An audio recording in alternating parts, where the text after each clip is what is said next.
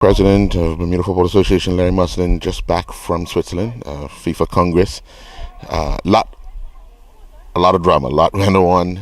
But then today, the news comes out that the president-elect has tendered his resignation to the world governing body of football. Your thoughts first on Sepp Blatter's resignation, and where does FIFA go from here?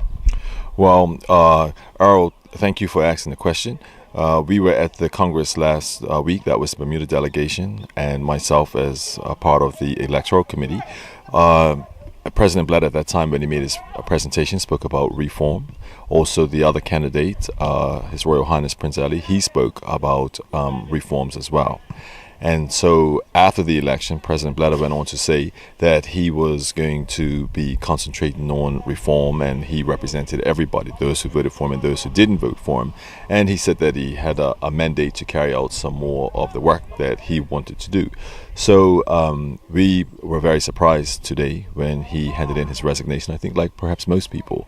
And his resignation appears to be effective several months down the road. Now, what I understand from the Constitution of FIFA and the rules and regulations is that 4 months' notice is required to have a Congress meeting. So that means all the countries. So FIFA will have to give notice of 4 months. Now, what I also understand in respect of elections is that any candidate has to be given advance notice of like 3 months or so that you can get the candidates in and they have time to canvass. Those time frames, I think, can run together. I have to really get in and check the books to see if those two things could run together. But so I now understand that the election may be called towards the end of the year or maybe even early next year. But during that time, from now until then, President Blatter said that he will be working on reforms. And also there was a press statement by Mr. Domenico Scala, who is the chairman of the Audit and Compliance Committee for FIFA. He carries no roles in FIFA other than that one committee. So he's not connected with football in any particular country. He's a Swiss gentleman. I know him very well. We served on the electoral committee together. And from what I know of Mr. Scala, he is a reform-minded person. He takes a strong view on a whole pile of issues, particularly as the chairman of Audit and Compliance. And so I understand they're going to be working together to bring in more reforms and checks and balances in place. So I expect that the executive committee of FIFA will perhaps support those reforms and then put in the checks and balances that seems to have been identified as perhaps lacking and required. So I trust that all that will take place, and that will put FIFA back on the track of being just a positive role for development. Now, in his resignation letter out, it states in there that he does not have the support of all the countries, and this is one of the reasons why he's decided to step aside. But in a democratic vote, did he believe, or is it your understanding that he wanted all 209 votes in favor of him, and that would have been the only way to stay? Well, in the Congress Hall, in his acceptance speech, I recall that he did say, I am going to represent everybody. I'm the president for everybody, those who voted for me and those who didn't vote for me. So on that basis, with 133 votes that were in his favor, and there were 73 votes in the favor of His Royal Highness Prince Ali, he was of the view that he had a mandate to go ahead. So that's really a ratio of maybe 2 to 1.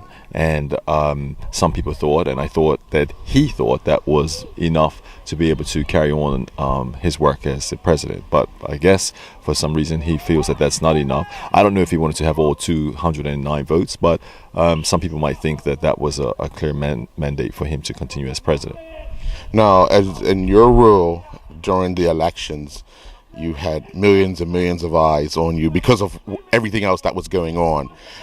How did you feel the moment that the voting started? Because you take center stage, or your committee takes center stage, and you are the chairman of that committee, sitting at that table, cameras are on you, you're giving instructions. Tell me, how did that all feel, knowing that not just everybody in that room, but globally, fixated on the outcome of that election? Well, I know, Earl, you were looking. I know you were watching, probably trying to see, what has he done wrong? But remember, our work started last July. when we knew that there was going to be elections. And so the electoral committee was formed then, and we started to look at all the rules for the presidential elections, for the FIFA statutes, the standing orders, and a number of other documents. So once candidates had surfaced and said that they were interested in becoming a candidate or they were going to run, we started to have communication with them. And after that, the person who was the chair before me, who was a Swiss national, he had to resign because Mr. Blatter was Swiss, so we had to remove the conflict of interest. So I became the chair, and after that, I was communicating directly with all of the candidates because they had various questions, and we had questions for them. We had to give to them the procedure that was going to take place. We had to ask various questions. They had to provide us with answers. So we were working and meeting on a regular basis. So perhaps maybe every other month or so, we had meetings in Zurich, as well as we were discussing things on email.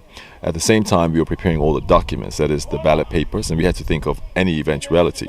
If somebody pulled out on the last night, then we had to have ballot papers ready the next day. So we had the different color ballot papers in case it went to the next rounds, which in fact where it was headed.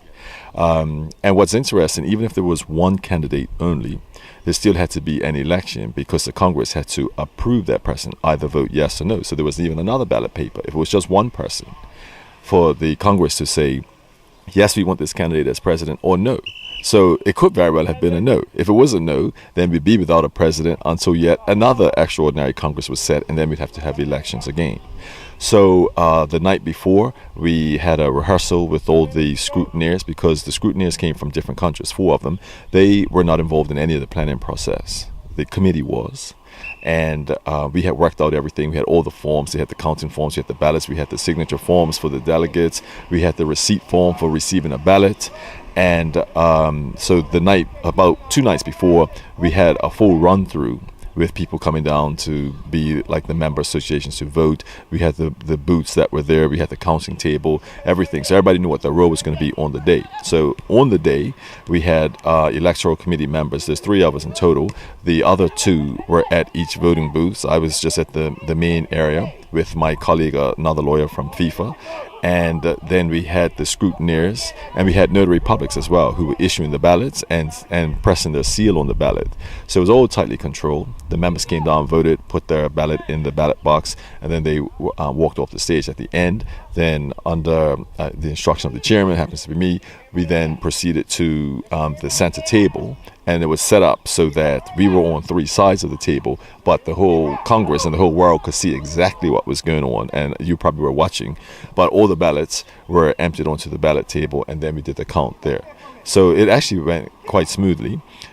When they brought the numbers to me, and I was able to see exactly that it was 133 with 140 being the 2/3 requirement, we realized that it was going to go to a second ballot. But we were ready for that as well.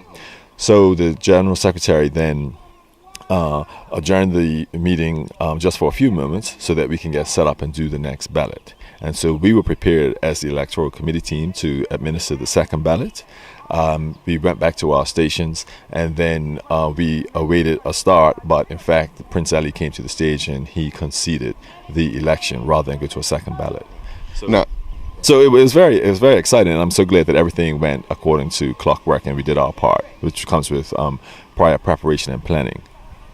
Well, one thing I know everybody's eyes is on FIFA because they're the lead in world football, but we have some work to do at the CONCACAF level as well that it's going to need some voting and to stay functional and organized. Where are we with CONCACAF, and what's the next step for that? Right. So we had a meeting of all of the CONCACAF presidents whilst we were there. The CONCACAF executive decided that CONCACAF would speak with one voice. That is, that they would actually issue what's going to happen in respect of CONCACAF. But so we await press conferences from them, or media statements to the public, but we, of course, as members of CONCACAF, will get advance notice of any decisions that are going to be made. One thing that they have done is put together a crisis management team that's going to see CONCACAF through the next few weeks or months, sorting out various things, contracts, dealing with sponsors, making sure that the Gold Cup carries on. So that committee is chaired by, the members on that committee are the President of the United States Soccer Federation, Sunil Gulati, as well as Victor, the President of Canada, and then also Justino Campiano from Mexico Football Federation. So these are people that I know. They're in the North American Football Union. We've worked together for years, so I have every confidence in the crisis management team that they're going to do the right things to get us back on track. So that was a big surprise and a disappointment that that had developed as far as the CONCACAF officials are concerned. But CONCACAF as a body has to move on. The FBI made it clear that CONCACAF was the victim. That CONCACAF as an organization is not a perpetrator of any sort. So the organization has to continue. We will get back on track, and we're going to move forward. Okay. All right. Thank you very much, sir.